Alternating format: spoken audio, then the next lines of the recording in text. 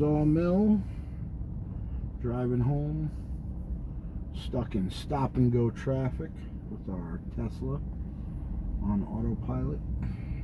Hopefully soon, once I get over into the other lane.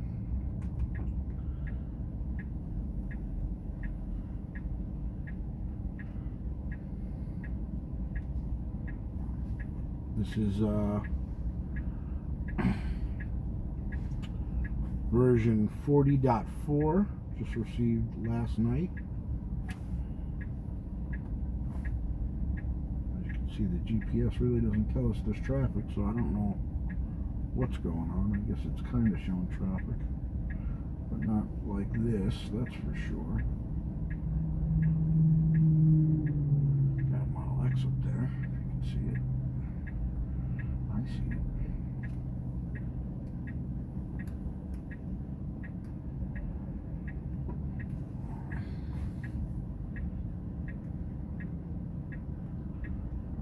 We have some traffic, so I'm going to lower my follow distance to 1 because, well, we're in New York and we're in traffic, and you know what that means. People are going to be out of their minds if I leave any room between me and the car next to me. As happens, this guy's moving over. I'm coming in. Looks like a nightmare of all sorts. Oh, here comes a tow truck, so there's definitely an accident up ahead.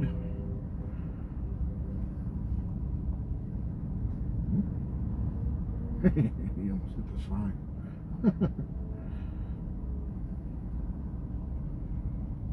Gonna have to get back on the road pretty soon. I don't know what he's gonna do. There's definitely an accident, and it looks to be right up ahead here. I'm guessing. Everybody seems to be trying to get in the left lane.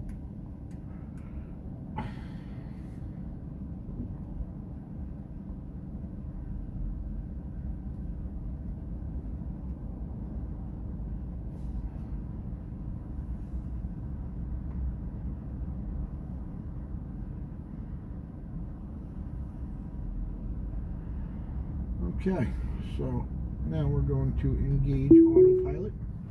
That's it. Double tap on the stalk. You're good to go. You set your speed. That's your speed here. Set your speed, and it'll do what it needs to do. You set your follow distance using your scroll wheel. You can change it from 1 to 2. I'm going to keep it on 1 because we're in traffic, and it causes some issues. If you leave too much room, the people behind you start losing their minds. I've noticed, so I try to leave it on 1 and bumper to bumper, stuff like this. You can see I don't really have to hold the wheel constantly. It will alert me that I'll show you in a minute that you're going to need to put some pressure on the wheel, and then you'll have to touch it. You can see it doesn't. See, the 1 follow distance is pretty good. It kind of gets it going pretty quickly, but when you're on 2 or 3, it lags a little. You might have to give gas. Again, this is 40.4. I haven't, this is my first, well, I drove in the morning on it. And this is my first time driving home with it. And my first time in traffic with it. So I want to see if it's a little better. Right now, that the braking feels a little better. The braking was a little sudden, I felt, in the last update. Feels a little better today. This is the Tesla ride. You can see the wheels moving. I am not touching it. You can see what it's doing here. It's just keeping its distance. It's 1 I assume is a car length, but I think in Tesla world it's more like 1 second, maybe, or I'm not sure. But it's definitely not a car length. At least not a Tesla car length or whatever. It's definitely not the length of the car it leaves between the truck, as you can tell. But in stop and go, it's a little different. When you're driving at 70, 80 miles an hour, it backs off a little. Stop and go, it stays a little closer on 1. Again, I'm only on 1 because people would freak out. Normally, I like to keep it on 2, but you see people behind you going nuts when you leave so much room. And then you get a lot of people that cut in front of you as well, which is a problem.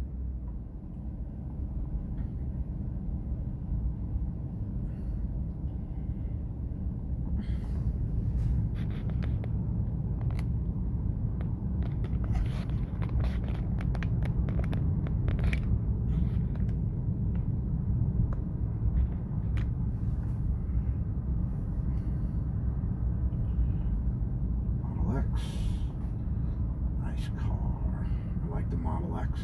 It's a P100D, it looks like, too. I think. That's the fast one. Ludicrous mode. Oh, yeah, people are starting to move over into the next lane, probably because the accident's up here. Yep, there it is. So, start my merge as well. And you can see I just lifted up on the stalk to take it off autopilot. Yeah, you want to be real careful with accidents and things like this. Because if that car moves, you could go right into that car thing in front of you. Bad accident. Back of that other car's all crushed out. Bad, bad, bad. Alright, so we are free of the accident. That's good news. Back into autopilot, double tap on the stalk. Set it to your speed you want, which sawmill, windy. I keep it on about 60 to 64 miles an hour. Certain sections I'll turn it up a little bit. Let's see how shaky this camera comes off. I'm not going to tape the whole ride, but only because you know, it's a little long when you tape the whole ride. I mean, you could do it and speed it up a little, but I don't have a lot of editing time to play around with the videos as much as I'd like to. If I had more time, then maybe I could do some video editing and speed things up so it's not watching the whole thing. But you see, it's just stops for the car. I'm going to put it on 2 now because I feel more comfortable with 2. If we were to first to the light, it's only autopilot. It's not full self-drive, so it would not stop. Full self-drive, navigate on autopilot, I believe does. I don't have that feature. I should have bought the feature. If you're in the market for a Tesla, click in the description below will be my referral code. Use it, you get 1,000 free supercharger miles, and get full self-drive. People will tell you it's half-baked, it's not a full feature thing. It's not yet. It's a promise of something, but I wish I had just rolled it into the payments. I wish I had not waited. I thought maybe, I'll just buy it after, and it's a big chunk of change to just buy after it. But if I had just got it in the payments, I wouldn't have even noticed it. But you can see how, you see your car in the lane and how she's driving. On autopilot, it's taking the turn. I got my hand on the wheel. Sometimes people in this left lane like to ride the white line. And as you can see, the Tesla, I think really the Tesla should ride that white line if it knows someone's next to you, if the sensors are going off. You'll see the sensors go off like as this guy pulls up on me. You can see that curved line, that's the sensor. So it's detecting another car there. You can see it fade away as it goes to the front. But I think that if it detects a car, it should kind of shift to the other line, but they haven't done that yet. I'm hoping that in the future rewrite, that maybe that's part of the rewrite, is where it'll shift to the other line. If it feels somebody's too close, or an object is there, another car. I mean, it knows another car's there. You can obviously see it, so it should, technically, maybe just give a little room there. It would be real nice. But yeah, this is it, and you can see the light's yellow going right through it. But it's just this. This is what you do. I'm gonna take a drink of water.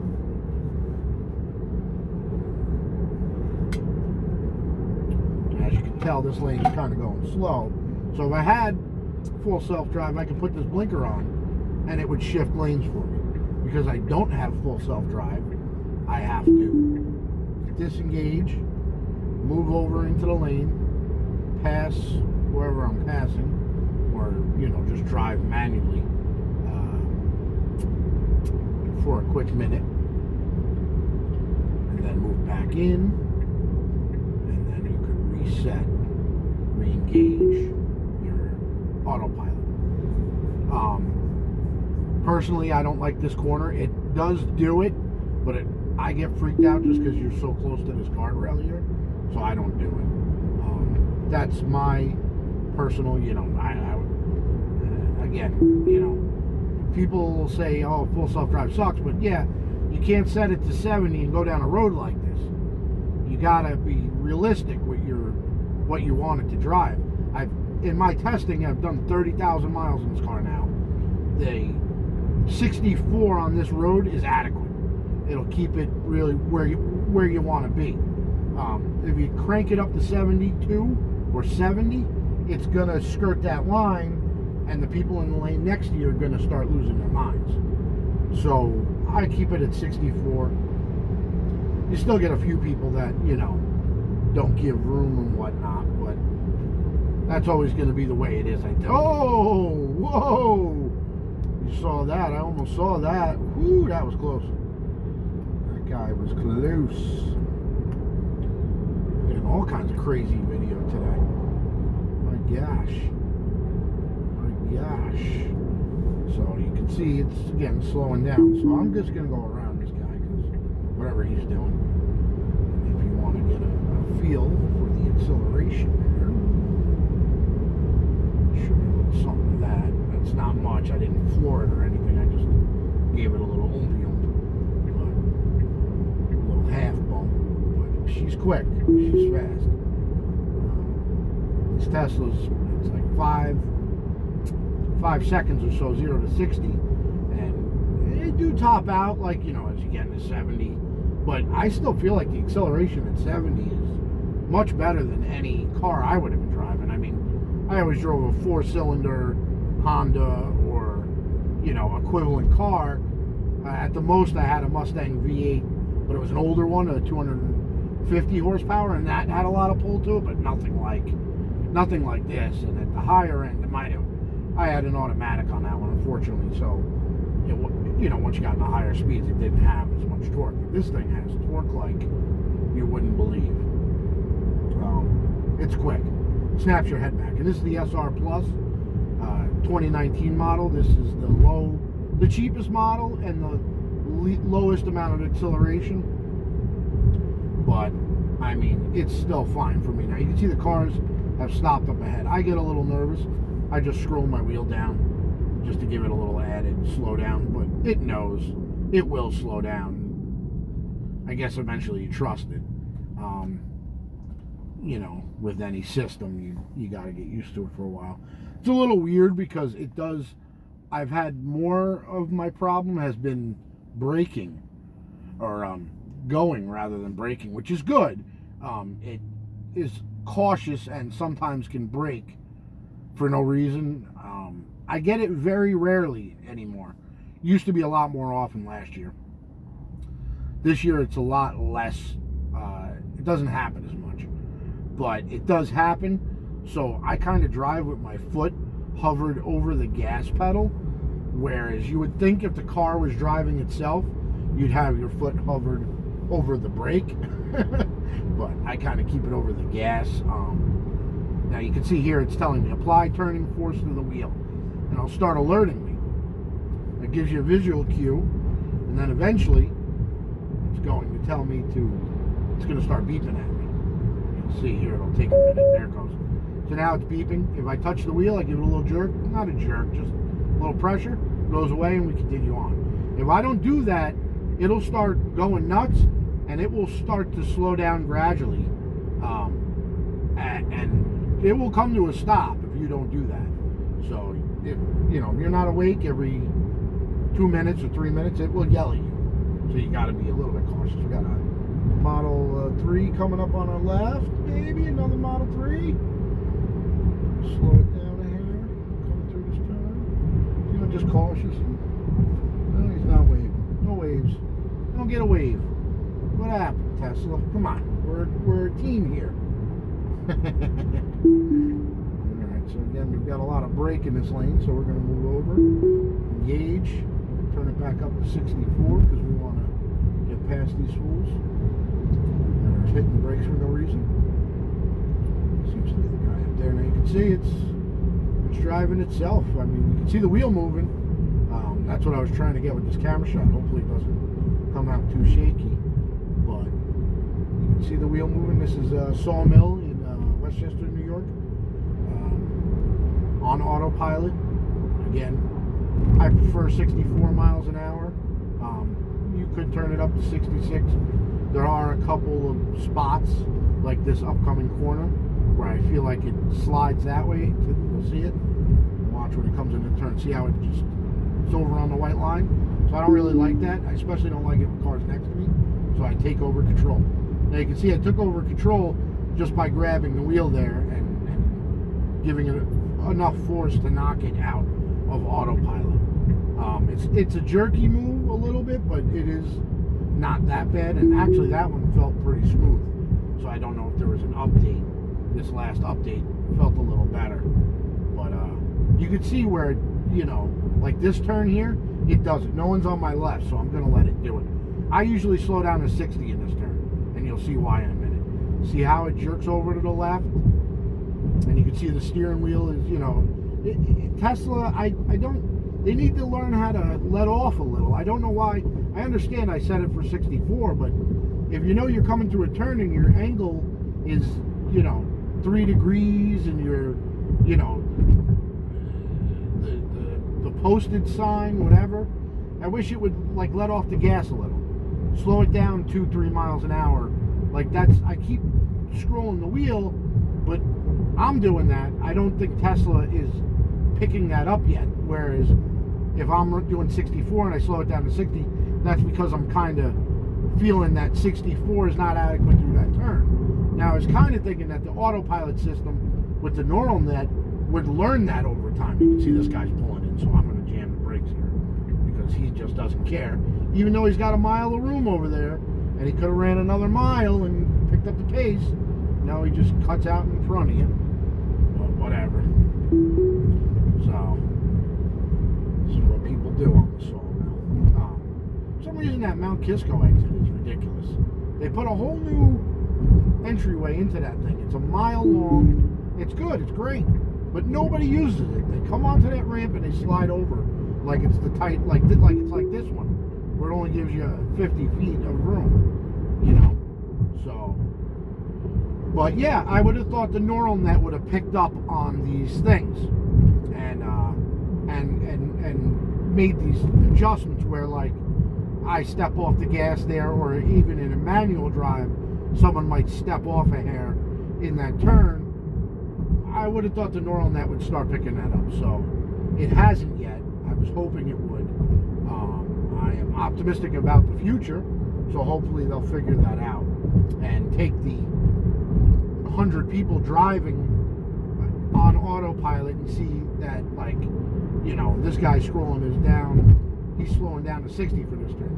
Oh, he's slowing down to 40 on this turn. There were times in some updates where it would do it. Like this turn is a 60 mile an hour turn. Now, I don't have to scroll it down because this guy's going slow enough that I'm tailing him. So I don't really have to slow it down. But if I didn't and that guy slid out of the way, it would pick up. And you can see it does it pretty good at 60. If I hit that turn at 64, I'm over that line a little bit. It's a little bit. It's not over it. It's right on it. But when you got someone in the left lane next to you, it can cause a real, you know, shebang. So at this point, I'm past pretty much turns. I like to turn it up to about 68. It'll handle these smaller turns, 684, you know, a major highway, with no problem at 68, 72 in that area. But the Sawmill being a parkway and the windy roads, it's a little different. So you got to be a little more attentive to what's going on. Not that you should not be unattentive to the road. You should always be focused on the road. We're not there yet with the system, okay? But you can see, I know what it does now. I've driven 30,000 miles on this same commute, and I know what it's going to do pretty much. You know, there are some anomalies, but I tell you, it's been about, I would say end of last year, 29. So it's been about 8 to 9 months, 7-8 months since I've hit an anomaly where something happened that I didn't understand, that I couldn't, you know, say, why the fuck did that happen? One was really scary. I had one really scary one. Thank God no one was around me. I was driving just like this, and the car just went in the other lane. It just swerved, and pretty hard too. And it was not good. You can see right up on that guy's ass. It took a while to register that. So right now I took the wheel and it's still in cruise control. So that is signified by that blue on the 65, but this is not blue, the steering wheel. So therefore it's not steering itself. So once I double tap again, I'm back in the steering mode. This is set to snap the speed limit. So it just goes down to the speed limit. But if you had your foot on the gas, it would just, so like I could gas it right now and it'll just it'll give it gas. But, you know, if I hit the gas, it overrides the whole thing. But it'll tell you, it pops up too. If I put a little pressure on the gas here, usually it tells you it won't brake. It didn't tell you this time. It used to tell you that. There used to be a warning message that would come up that would say, warning, manual override, not going to brake. I don't know why it's not. I'm surprised they got rid of that. So that's something new, that they got rid of that in this latest version. Maybe if I hit max speed, let's see, I got up to 68. And you can see, I mean, this is it. I mean, you're really just kind of letting the car do its job, you know. Yeah, it used to tell you that it won't brake. I wonder if it changed now. I wonder if it will brake. Should we test it? No. No, we don't test it with our expensive car because, well, I'm too much of a chicken to test it.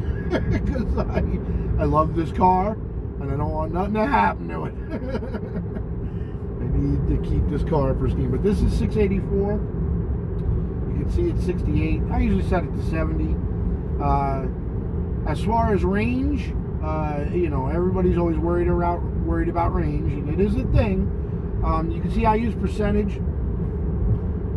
I got more comfortable percentage. Someone on the forums when I first bought it said, set it to percentage. You'll just get used to it. It's better for you. It is, because the ranges are estimates. Battery is hard to tell what exactly is the full limit of charge. And I think, personally, this is a personal thing, I think it's based on your usage. I think that this watt-hour mile. So I think if I was flying doing 100 miles an hour, this number is going to be about 300 watt-hours per mile, and it's going to reduce the range I have, or the range estimate, because I think it takes that into account in there once in a blue. But I pretty much am a range miser. As you can see, I turn on, if it's cold or a nice day out, I'll turn off the AC. I don't need the AC. If it's a little chilly, I got my jacket on, I'll turn off the heat. If I don't need the heat, I don't like to keep it on. One of the bigger problems I had is the windshield fog's real easy. I'm guessing it's the slopage and just the airflow in the car. So I really need to apply some Rain-X anti-fog to the inside of this windshield. I haven't done it yet. I did it last winter, and it was a lot better. As you can see, it's kind of dirty. I haven't had time to clean it. So I'm planning to do a thorough cleaning job. Hey, I got another Model 3 behind me. So, yeah, this is what, this is driving. So 230 is a little high for watt hours. I'm not paying attention to it today. I usually do. Oh, you got a couple Model 3s here. Look at this, we're a group. Hey, no wave. No one's waving. Why isn't anybody waving anymore? Got a Connecticut Model 3 too. I wonder if he's in my group. Got a few of us here today. Got another one behind me. They're starting to become everywhere. Like, they're really starting to show up in lots of places. Really nice. And you can see, you know, things are happening. I'm paying attention. But the car's doing the work. You know, I trust it at this point. It's been pretty flawless every day for many months now. It's been pretty good. So anyway, the range. So I think the range is an estimate. I go to percentage. I know my commute is about 40% back and forth, typical. I do eat lunch in the car now because of COVID. So it's a little bit more or less depending on how my ride home is. Like right now, we're going to drop that watt hour because we're going so slow. Whoa, what is this? Look at this thing. Oh, somebody dropped it. Oh, this guy. Okay, I'm getting out of here. Moving over. what's going on, but this car's facing the wrong way. I don't like it. Guys dropping cars off the fucking car carrier. Oh, fuck. Alright, so, I gotta stop cursing. So, I'm gonna turn my AC back on because I like it. It's getting a little warm. I am always warm, so I have that to my advantage in the cold and to my disadvantage in the heat. Yeah, so the watt hour per mile is your key number. That's what you want to keep low. I find highway at 70 at distance 2. You know, a little bit of a draft, like off this truck. When I get a little closer, I'm going to get a nice draft off of them, and I'll lower my watt hours doing some of that stuff. I don't do it often. You know, you can see it's catching up on its own. I gave it a little gas. Did that notice come up? No, it still didn't come up. I'm surprised that notice isn't coming up. It used to come up every time that you were, it wouldn't break, which it won't. So you can see, like, it's telling you, apply steering. But if you're hitting the gas, it's not going to leave you a distance, which, you know, it's weird that that's not coming up. But anyway, so 226. So that is this drive. Since this morning, I've done 64 miles and 210 watt hour per mile since the last charge, which was this morning. If you go to your energy graph, it'll tell you 64 plus 152. So I'm looking at 210 there, 212, and that's at a 90% charge, which a 10% more charge would be 24 more miles because the car has 240. So you're right around 640. I mean, it's close. Again, being at 211 watt hour per mile versus 300 watt hour per mile is a big difference. You can see I'm averaging 206 over the last 15 miles, and you know, I'm pretty good. Over the last 30, I'm averaging 222. So over the last 15, I'm averaging 209. Over the last 30, I'm hitting about 218, which is good. It's real low, and that's where you want it to be, to get the efficiency out of the car, to get the rated range, to save more gas money, and that's what I'm trying to do. I personally did not buy the car for the environmental fact, like some people did. I bought it for this. I wanted to drive home. I didn't want to deal with this. I got frustrated. I'd be swerving it out of lanes. I'd be screaming it at people. You know, I just was a nervous wreck and a maniac when it came to this drive. Now, maybe it's just that I got old, or maybe it's that, you know, the car has calmed me down, which I think it is the car. I think the car has really calmed me down. More because I just don't have to drive. I don't have to drive, and they're great to drive on the windy roads, the twisty, you know, they're fun. You get on the highway in a commute, and I don't want to deal with it. I don't want to do it. You can see I'm not. You know, it drives itself. And this is with autopilot, not full self-drive. So if you bought the full self-drive package, you'd be able to do a whole lot more than I could do, which would include just being able to hit this blinker and shift the lane. You know, and that would be real nice. I would really like that. I should have gotten it. I'm hoping, crossing the fingers, that Tesla's stock skyrockets some more, and I'll be able to buy it out of my stock money. Which I could, but I don't want to sell. So we're kind of in a catch-22 there. But I would really like it if I could just switch lanes. That would be really nice. So you can see that, how it works. This is obviously, I got a home charger, I got the dryer outlet, 220 volt charger that charges this car 24 miles an hour. So for my commute of about 90 miles, it charges in 3 to 4 hours. I love the gray on the Model 3s. And you can see that this is that's good enough for this commute. So that's about 99% of my driving. And I got a wave. You see, that guy was nice. He gave me a wave. We're Model 3 owners. We got to stick together. Well, all Tesla drivers, because I would say anyone driving a Tesla now, I don't know. There's a lot of reasons to buy one, you know. So you can't all say that we're, you know, doing it to save the environment or whatever. But you're doing it because you like, you know, what these features, you know. And these are the features. I mean, literally, if I check my numbers, I'm saving, and this is now with gas prices at $2.30, $2.30. I was saving even more when it was at $3. I'm saving about $170 a month right now in gas versus my 20 mile per gallon car I was driving. So, you know, you could argue, oh, would I have bought a new car? What would I have gotten? Would it have been more economical? Sure, maybe I would have got a 40 mile per gallon car.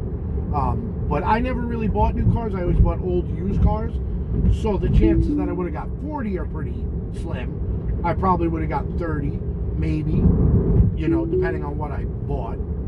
Usually I just bought whatever was around the cheapest. You can see it's braking here because of this guy, but I'm overriding it a little, but that's the kind of unexpected thing you got to keep an eye on. Because, like, it shouldn't have broke there. It should have realized he was on the other lane. He was kind of riding the white line, and you'll notice if people ride that white line, it will break for them.